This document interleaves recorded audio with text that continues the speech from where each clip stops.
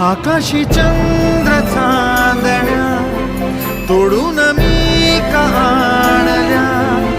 मनाचा पाळणा करू बांधून घे जरा झुला,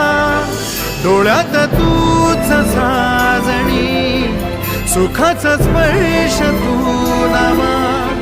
तुझ्या विना उरेन अर्थ जीवना, उजळे तुझ्या हसूने कणकण, अन चंद्र हे हातीचे काकण.